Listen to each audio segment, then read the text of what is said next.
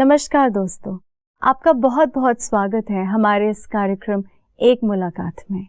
जिस तरह हम जानते हैं कि इस कार्यक्रम में हम किसी न किसी महान हस्ती के रूबरू होते हैं, आज इसी तरह मेरे साथ स्टूडियो में एक महान हस्ती मौजूद है। इनकी जितनी भी बात की जाए वो कम है। ना कि सिर्फ ये एक रिस्पेक्टेड पॉलिटिशियन है, बल्कि स्टेट मिनिस्टर होने के साथ साथ रूरल एंड डेवलपमेंट मिनिस्टर और साथ ही साथ मेडिकल एंड हेल्थ मिनिस्टर भी हैं। मैं बात कर रही हूँ डॉक्टर महेंद्र सिंह जी की। आइए इनका स्वागत करते हैं। नमस्कार सर, आपका बहुत बहुत स्वागत है हमारे इस कार्यक्रम में। बहुत बहुत धन्यवाद। पहले तो हम बताना चाहेंगे कि हम कितना रिस्पेक्टेड फील कर रहे हैं कि आप जैसी बड़ी हस्ती हमारे सामने बैठी है।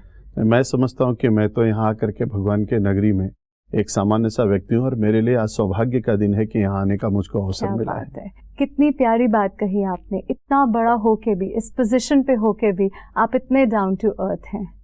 ये एक बहुत ही बड़ी क्वालिटी है। आप इतने बड़े पॉलिटिशियन हैं, इतने रिस्पेक्टेड पॉलिटिशियन हैं हमारी कंट्री के। क्या आपका रुझान हमेशा से पॉलिटिक्स की तरफ ही था, या आपका सफर जहाँ से तय हुआ, जहाँ शुरू हुआ, हमें उसके बारे में कुछ बताइए। नहीं, मैं तो पहले नहीं सोचता था कि मैं राजनीति में जाऊंगा। अच्छे से मैं पढ़ाई कर रहा था और मैं IAS IPS बनना चाहता था। सिविल सर्विस की तैयारी कर रहा था और अचानक राजनीतिक क्षेत्र में मैं आ गया।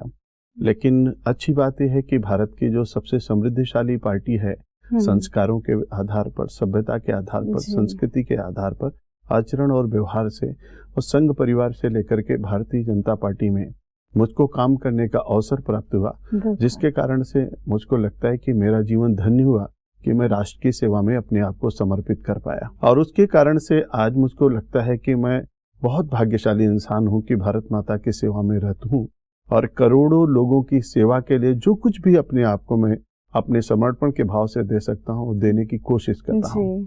जो भी क्षेत्र मिला है उसमें पूरी तन्मयता के साथ, पूरी ईमानदारी से, पूरी निष्ठा से और पूरी जिम्मेदारी से अपने काम, अपने दायित्वों का मैं निर्वहन कर पा रहा हूँ। जी सर, आपने जैसे कहा कि समर्पण का भाव है मेरा इस देश के प्रति, ये भाव आजकल बहुत लोगों में मिसिंग है।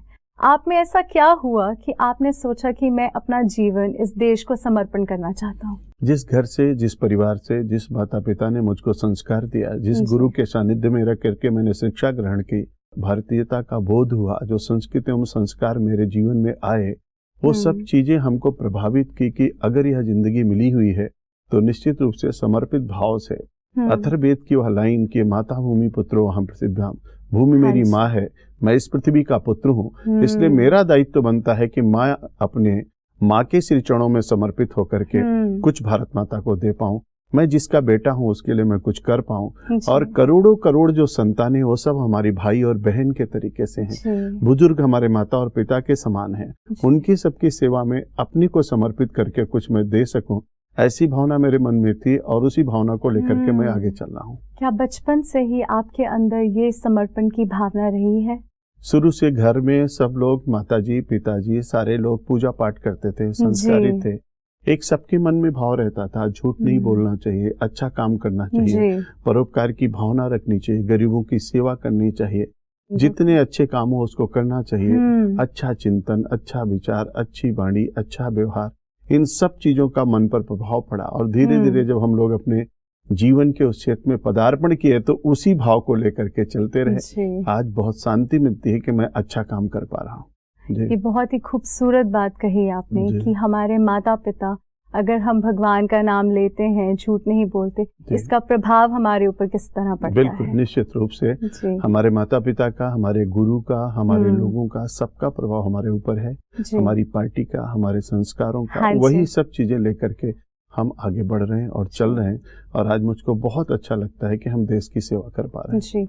तो जिस तरह हम ये देख रहे हैं कि कहीं ना कहीं हर किसी की जिंदगी में एक रोल मॉडल, एक प्रेरणा होती है, आपके जीवन में वो कौन थे? देखिए, सभी क्षेत्र अलग अलग होते हैं जी। आप राजनीतिक क्षेत्र की बात करेंगे तो रोल मॉडल अलग होगा कोई, आध्यात्मिक क्षेत्र की बात करेंगे तो कोई अलग होगा, सार्वजनिक क्षेत्र, सामाजिक क्षेत्र की बात करेंगे तो कोई और होगा। तो सभी क्षेत्रों के अलग अलग लोग होते हैं जी। उन सभी क्षेत्रों में जब चुनाव करना होता है, जैसे हम जिस संस्था में काम करते हैं तो हमारा संघ परिवार हमारे लिए संस्कार देता है।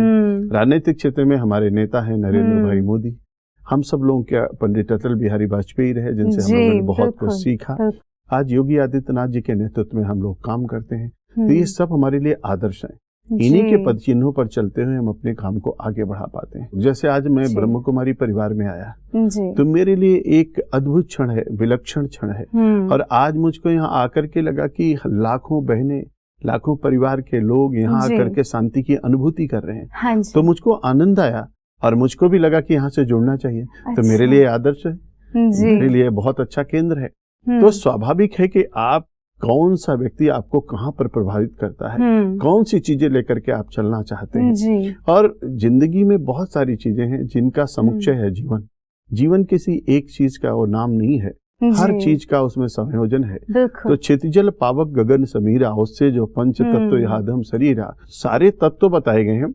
उन तत्वों का आभास कहाँ से होता है, उसका आप कहाँ से अनुभूति करते हैं और उसको लेकर के प्रेरणा मान करके आप चलना चाहते हैं, ये जीवन के लिए बहुत जरूरी होता है। बहुत जरूरी होता है। तो मुझको लगता है कि जीवन के विभिन्न क्षेत्रों में जिस तरीके की बातें आती हैं, उनको लेकर के हम सब लोग आगे बढ़ते हैं। जी, जिस तरह आपने बात की कि ब्रह्मा कुमारी संस्थान में आपने आत्मसमर्पण देखा और यहाँ आनंद की भी अनुभूति की, तो आपको क्या लगता है कि पॉलिटिक्स और इसका क्या संगम हो सकता है? किस पॉइंट पे आप इनको बैलेंस करके चल सकते हैं? बिना अध्यात्म के राजनीति अधूरा है, बिना धर्म के राजनीति अधूरी है। जी, धर्म और अध्यात्म की जब हम बात करते हैं तो यह संस्कार है, ये हमारा आचरण है, ये हमारी वाणी है, ये हमारा व्यवहार है। इनमें सब में संतुलन अगर लाना है तो उसके लिए आपको निश्चित रूप से कहीं न कहीं शरण लेना पड़ता है। तो धर्म हमको इन सब चीजों के लिए कहीं ना कहीं रोकता है, टोकता है, बताता है। कुछ भी हम करने के लिए जाते हैं तो उसके बारे में हमको सचेत करता है। और इसलिए कहा गया है कि जो चीजें ऐसी लगे कि इसको करने से अगर कोई सुनेगा तो क्या सोचेगा, हमारे आचरण को कोई देखेगा तो उसको कैसा लगेगा, हमारे शब्दों को किसी को चोट पहुंचाएगा तो उसको कैसी अनुभूति होगी।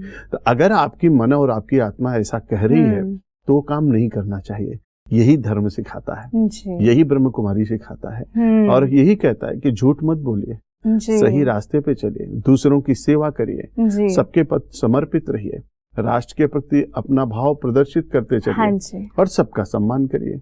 तो जब हम सबका सम्मान करते हैं, परमपिता परमेश्वर का ध्यान करते हैं और ठीक ढंग से अपना काम करते हैं, तो उन सब चीजों का नाम ही अध्यात्म है।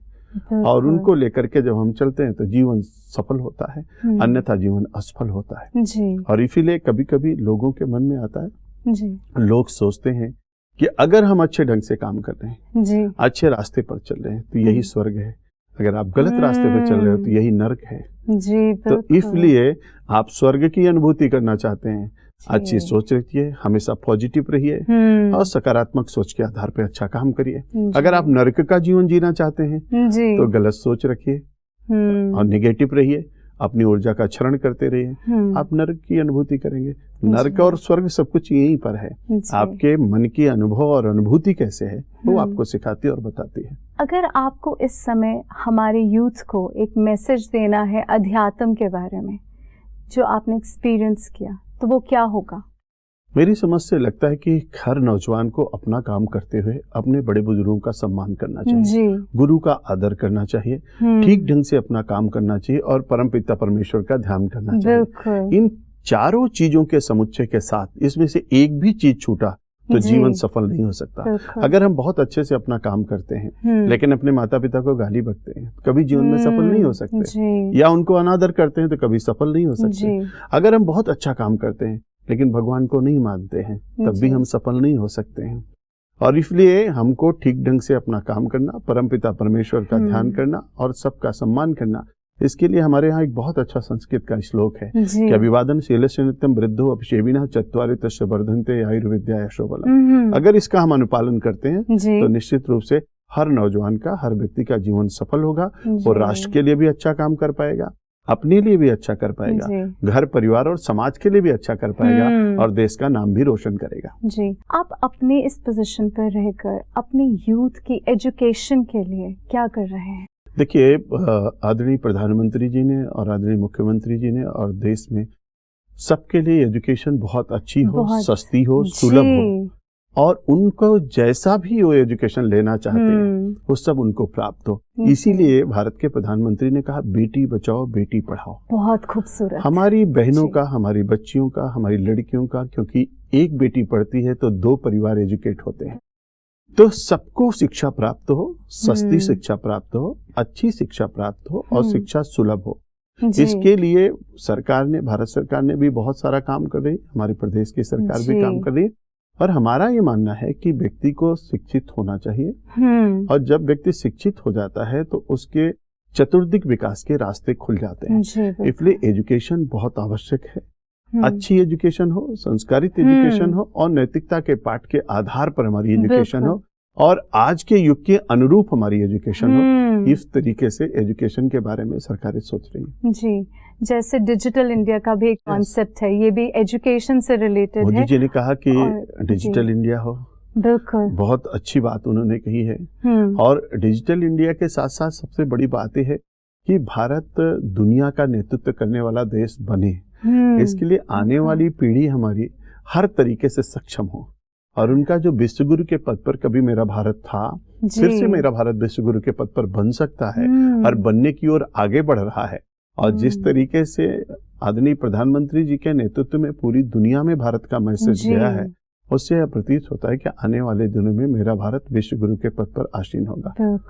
जी, ये आपने जो बात कही कि हर तरह से मनुष्य सक्षम होता है, इसमें अध्यात्म क्या रोल प्ले करता है? देखिए, अध्यात्म व्यक्ति के जीवन को बहुत सही रास्ते पर चलने के लिए प्रेरित करता है। कभी मन भटकता है तो अध्यात्म उसको रोकता है। किसी भी चीज के अनुशासन के दृष्टि से व्यक्ति अपने आप में स्वयं अनुशासित हो जाए, मन उसका नियंत्रण में रहे। और मन के नियंत्रण के लिए अध्यात्म बहुत जरूरी है, धर्म बहुत जरूरी है, जो हमको चीजों से रोकता है, टोकता है, सही रास्ते पर चलने के लिए प्रेरित करता है, जीवन के उन सफल आयामों के तरफ अग्रसर करता है। जब कभी मन में निराशा आती है तो अध्यात्म हमको रास्ता दिखाता है। तो जीवन में सब कुछ अगर देता है तो हमारा अध्यात्म देता है। ये जिंदगी मिलने के बाद बिना अध्यात्म के जीवन अनियंत्रित हो जाता है, अनुशासित नहीं रह जाता है।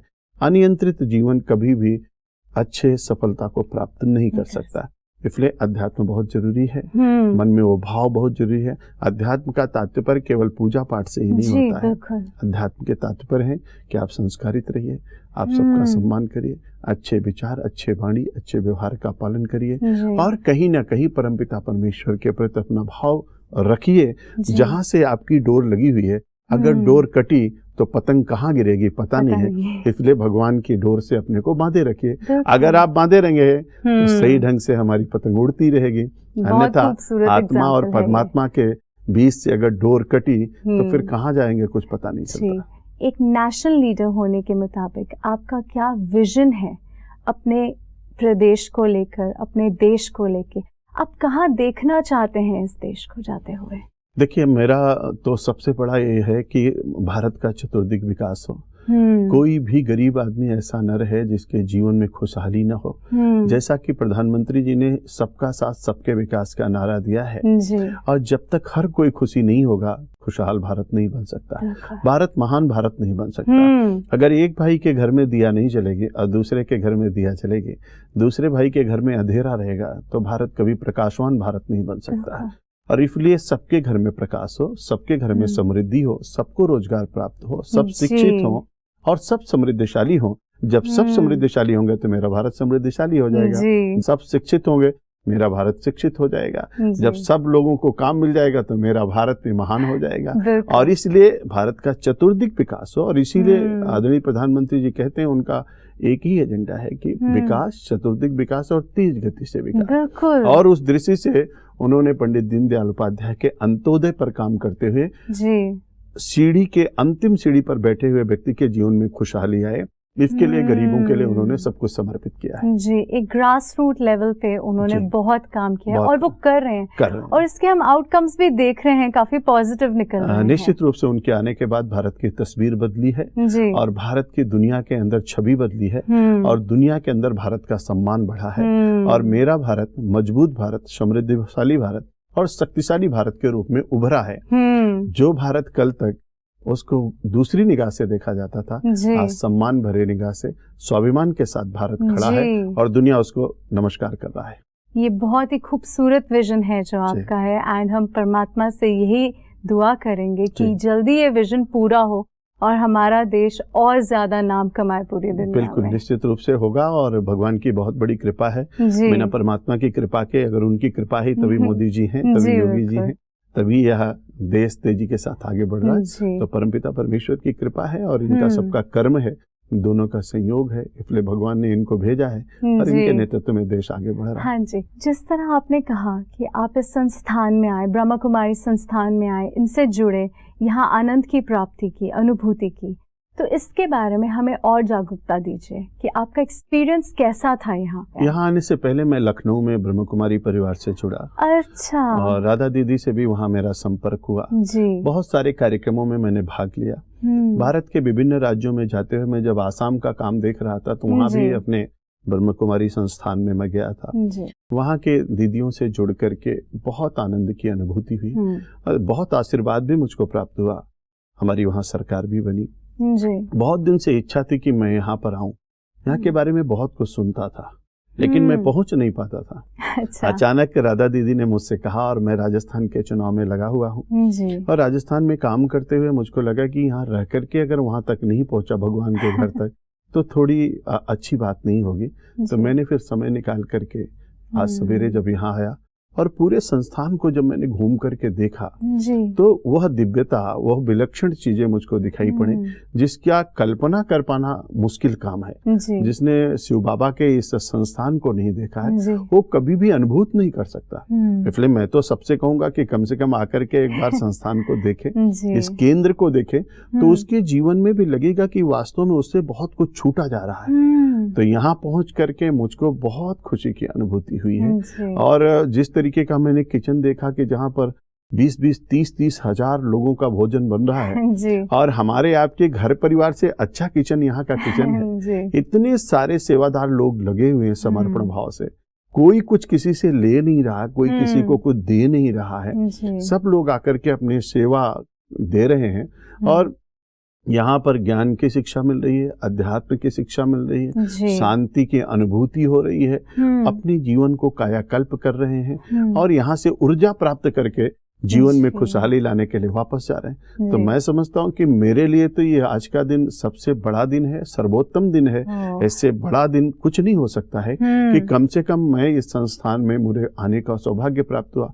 और मैं मानता हूं कि ये भगवान की कृपा, परमात्मा की कृपा है कि मैं इस परिवार में यहाँ आकर के सम्मिलित हो पाया। मैंने थर्मल जो सोलर पावर सेंटर को मैंने देखा तो मुझको लगता है कि विज्ञान और अध्यात्म को जोड़ करके कितनी बड़ी क्रांति की जा सकती है। उसका अगर जीता जागता कोई उदाहरण है तो हमारा ब्रह्मा कुमारी का आश्रम है, जहाँ पर हम विज्ञान और अध्यात्म दोनों को जोड़ करके 21वीं सदी के भारत में दुनिया को संदेश देने वाला बनाने की दृष्टि से आगे बढ़ रहे हैं। और यहाँ जब मैं पहुंचा तो मुझको पता चला कि 147 देशों में हमारे केंद्र हैं। 9,800 से ज्यादा केंद्र खुल गए। 50,000 बहनें अपने को समर्पित कर दी हैं। अपना जीवन समर्पित करके सबके जीवन में खुशहाली आए, सब आनंद की अनुभूति करें, हर नर नारायण बन जाए और हर नारी लक्ष्मी बन जाए, ऐसी अनुभूति लेकर के चलने वाली समर्पित भाव से बहनों की जो इतनी लंबी टीम है, मैं तो उनको सबको प्रणाम करता हूँ, उनका अभिनंदन करता हूँ, उनको वंदन करता हूँ कि अपने जीवन को उन्होंने भारत माता के श्री चरणों में समर्पित किया है। और भारत ही नहीं, विश्व को प्रकाशमान बनाने के लिए ओम शांति का जो काम चल रहा है ये अपने आप में अवर्णनीय, अकथनीय, अतुलनीय है। इसकी तुलना किसी से नहीं की जा सकती। जी, तो एक आखिरी सवाल जो मैं आपसे पूछना चाहूंगी वो ये है कि आपके आपकी पर्सनालिटी, आपकी इंडिविजुअलिटी में क्या फर्क पड़ा इस संस्थान से जुड़ने के बाद, जिसके कारण आप अपने आप को थोड़ा एलिवेटेड महसूस कर रहे हैं, अध्यात्म लेवल पर भी एंड पॉलिटिकल लेवल पर भी? ऐसे तो मैं बहुत सारे संस्थानों में जाने का मुझको अवसर प्राप्त हुआ है, लेकिन आज यहाँ पर आकर के और इन सब चीज़ों को देख करके, अभी तो राजनीतिक क्षेत्र में काम करते हो ऐसा लगता है हम ही लोग काम कर रहे हैं।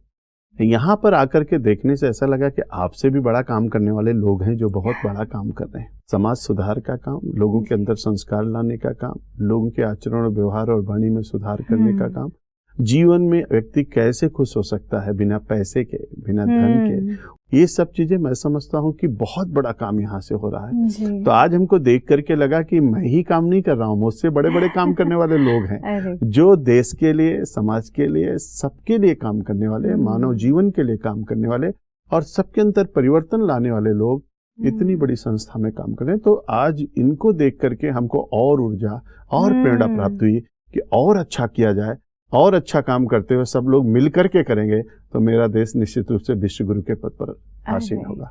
ये आपने जो इतनी खूबसूरत बातें रखी हैं अपने एक्सपीरियंस के थ्रू, आई एम श्योर कि हमारे जो व्यूअर्स हैं उन्हें ये देख के बहुत अच्छा लगेगा कि आप जैसी बड़ी हस्ती ने भी ये अनुभूति की है यहाँ पे कि आनंद, शांति, आत्मसमर्पण और बहुत सारी ऐसी चीज़ें हैं जिससे वो यहाँ आकर ये सब पा सकते हैं। हाँ, निश्चित रूप से हमको लगता है कि वैसे भी जितने लोग जुड़े हुए हैं ओम शांति परिवार से, इस ईश्वरी विश्वविद्यालय से, वो सब लोग सामान्य लोग नहीं है, बहुत अच्छे लोग हैं। और सब लोगों और जो नहीं जुड़े हैं उनको भी जुड़ना चाहिए। यहाँ पर आने पर उनको एक अलग तरीके की शांति मिलेगी और जीवन में जिस शांति की वो तलाश कर रहे हैं उस शांति का एक अच्छा मार्ग मिलेगा। तो अनुभव करना चाहिए, अनुभूति करना चाहिए और जुड़ना चाहिए और जुड़ करके अपने जीवन में आनंद लेना चाहिए। और जीवन जीने की अगर कला नहीं आई तो जिंदगी बेकार है, इसलिए जीवन जीने की कला सीखना चाहिए और उस कला का अगर कोई केंद्र है तो हमारा ओम शांति। आइए यहाँ साधना भी करिए, यहाँ यम नियम आसन का पालन भी करिए, यहाँ ध्यान और धारणा भी करिए, यहाँ योग भी करिए और जिस राजयोग की आप तलाश में उस राजयोग को प्राप्त करिए। तो यह राजयोग का सबसे अच्छा माध्यम है। राजयोग है मन का नियंत्रण और मन की शांति और सुख, और उसका सबसे बड़ा केंद्र अपना यहाँ है। यहाँ से राजयोग की अनुभूति करिए। इसलिए मैं समझता हूँ कि बहुत ही पवित्र स्थल है। आपने इतनी सारी बातें की, अपना इतना कीमती समय निकालकर हमारे साथ, हमें डेफिनेटली बहुत ज़्यादा अच्छा लगा। एंड हमारा जो ये इंस्टीट्यूशन है आपके आने से और ज़्यादा हरा भरा हो गया है।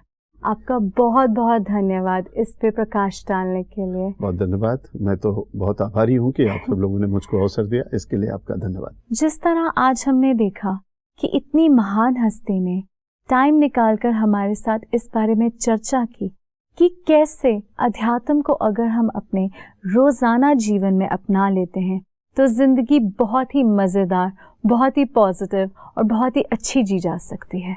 साथ ही साथ हमने ये भी जाना कि कैसे अध्यात्म प्ले करता है हमारी देश की उन्नति में इतना एक इम्पॉर्टेंट रोल।